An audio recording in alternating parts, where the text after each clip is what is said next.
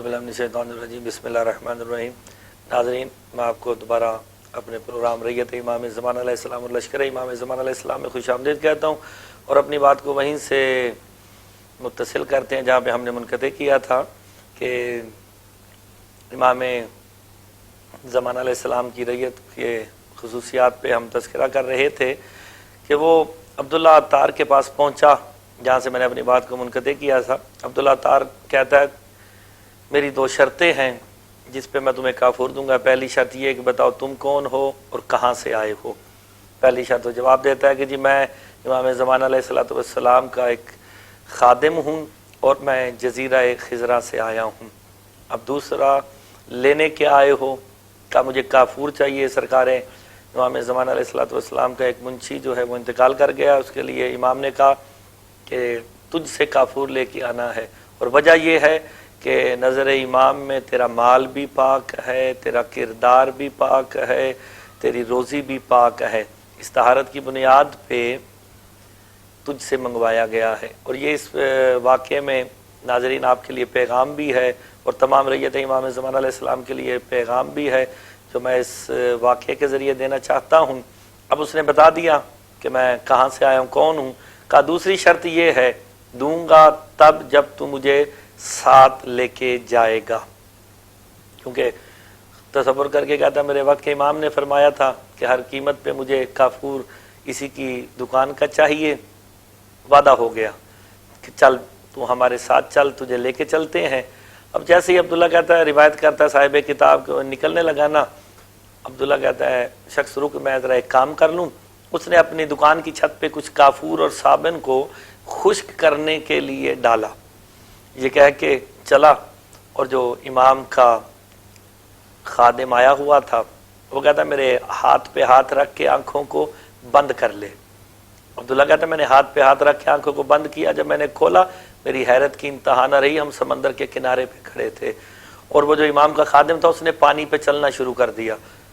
عبداللہ کہتا میرا تعجب بڑھتا جا رہا ہے کہ یہ کس قسم کا شخص ہے کہ پانی پہ چل رہا ہے اور یہ ڈوب نہیں رہا۔ چند قدم ہی چلا تھا کہ مڑ کے کہتا ہے عبداللہ تم بھی آ جا۔ کہا میں ڈوب جاؤں گا۔ تو وہ امام کا خادم کہتا آ جا، میں جو کہہ رہا ہوں تو نہیں ڈوبے گا۔ عبداللہ کہتا میں نے پانی پہ چلنا شروع کر دیا۔ چند ہی قدم چلا تھا کہ ایک بھنور کہتے ہیں، گول دائرہ کہتے ہیں جو پانیوں میں ہوتا ہے، وہاں پہ نا اسے پانی کے زینے نظر آئے۔ عبداللہ کہتا پانی کے زینوں سے ہم نے نیچے اترنا شروع کیا، اچانک بارش شروع ہو گئی۔ جیسے ہی بارش شروع ہونی تھی نا، میرے ذہن میں فوری طور پہ خیال آیا کہ میں نے اپنی دکان کی چھت پہ کچھ صابن اور کافور جو ہے وہ خشک کرنے کے لیے ڈالا، وہ بھیگ جائے گا۔ جیسے ہی یہ تصور میرے ذہن میں آیا میں نے پانی میں ڈوبنا شروع کر دیا۔ وہ امام کا جو خادم تھا اس نے میرا ہاتھ پکڑ کے باہر نکال کے کہا لگتا ہے تو نے کوئی دنیا کی چیز کو سوچ لیا ہے، تم جیسے لوگوں کی ہی وجہ سے امام کے ظہور میں تاخیر ہو رہی ہے، جن کے ذہنوں میں ہر وقت مال رہتا ہے، اولاد رہتی ہے، دنیا رہتی ہے۔ یہ کہہ کے اس نے میرا ہاتھ تھاما، ہم زینوں سے نیچے اترے ہیں، دیکھا ایک وسیع اور عریض صحرا، نور کی طرح چمکتا ہوا صحرا ہے جس میں خیمے لگے ہوئے ہیں۔ درمیان میں سفید خیموں کے درمیان میں ایک سبز رنگ کا خیمہ ہے جس پہ ایک پرچم بلند ہے، اور پرچم پہ لکھا ہوا السلام علیکہ یا سار اللہ۔ کہتا میرے دل میں یقین پیدا ہو گیا کہ یہی وقت کے امام کا خیمہ مبارک ہے۔ میں نے اس سے کہا میں امام سے ملنا چاہتا ہوں۔ کہا میں پہلے وقت کے امام سے مل کے آتا ہوں، اگر وہ اجازت دیں گے تو میں تیری ملاقات کروا دوں گا۔ وہ سرکار کا خادم گیا، واپس آیا، آ کے کہتا امام کہہ رہے ہیں تیرا مال بھی پاک تھا، تیرا ایمان بھی درست تھا، تیری ہر چیز ہمیں پسند آئی ہے، لہٰذا ہم نے تجھے اپنی جاگیر دکھا دی ہے۔ ملاقات کا شرف اس وقت عطا کریں گے جب تیرے ذہن سے مال بھی نکل جائے گا، اولاد بھی نکل جائے گی۔ اور یہی روایت ہم تک پہنچی ہے کہ امام زمان علیہ السلام کے ظہور میں تاخیر کی وجہ بھی یہی ہے کہ لوگ زبانوں سے امام زمان علیہ السلام کو پکارتے تو ہیں کہ امام تشریف لے آئیے، تشریف لے آئیے، مگر تیاری نہیں ہے، ذہنوں میں مال بھی بھرا ہوا ہے، اولاد بھی بھرا ہوا ہے۔ جب ہمہ وقت انسان کے ذہن میں اولاد بھی رہے گی، مال بھی رہے گا، وہ کیوں کر خالصتاً وقت کے امام کو بلائے گا۔ اس طرح کے واقعات جو بہت ہے جو ہمیں رعیت امام زمانہ کے بہترین فرد ہونے کی پریکٹس کی طرف اجاگر کر رہے ہیں۔ اور انہی واقعات میں سے ایک اور واقعہ میرے پیش نظر ہے کہ جیسا کہ روایات میں موجود ہے، امام غیبت کبریٰ میں موجود ہیں، تو دعائے عہد کے بارے میں بھی ملتا ہے اور زیارت عاشور کے بارے میں بھی ملتا ہے۔ دونوں روایات موجود ہیں کہ آپ 40 دن تک دعائے عہد یا زیارت عاشور پڑھیں، امام فرماتے ہیں میں آپ کو ملاقات کا شرف دوں گا۔ اب اس میں ایک دقیق جملہ یہ ہے کہ بندہ پڑھ تو لیتا ہے، پڑھنا تو آسان ہے، لیکن اس کے جو ریئیکشن میں معرفت ہے وہ کتنی ہے۔ اب وہ 40 دن ایک آدمی نے زیارت عاشور یا زیارت دعائے عہد پڑھ لی، 40 دن پڑھتا رہا، امام کا وعدہ میں ملاقات کروں گا، لیکن اسے معرفت نہیں ہے، اس لیے تو کہا جو وقت کے امام کی معرفت کے بغیر مر گیا وہ جاہلیت کی موت مرا ہے۔ معرفت کا ہونا بھی ضروری ہے، عمل کا ہونا بھی ضروری ہے۔ اب 40 دن اس نے عمل کر لیا، انتظار کر رہا ہے کہ اب کہیں سے امام تشریف لائیں گے اور میں ان کی زیارت سے مشرف ہو جاؤں گا۔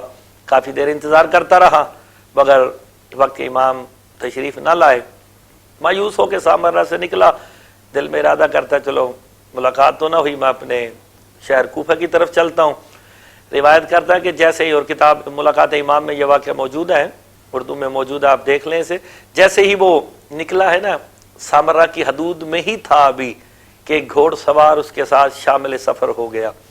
گھوڑ سوار اسے دیکھ کے مسکرا کے کہتا ہے سعید تو کوفے کا رہائشی اور کوفے کو جا رہا ہے، لیکن وہ سمجھ نہ پایا کہ یہ کون ہے جو میرے ساتھ ہم سفر ہو گیا ہے، کیونکہ یہ معرفت کا پہلو ہے، میں بتا رہا ہوں عمل اس نے کیا، معرفت کا بھی پہلو ایک ساتھ ساتھ ہے کہ معرفت کا ہمیں حکم دیا گیا ہے کہ جو اپنے وقت کے امام کی معرفت کے بغیر مر گیا وہ جاہلیت کی موت مرا ہے۔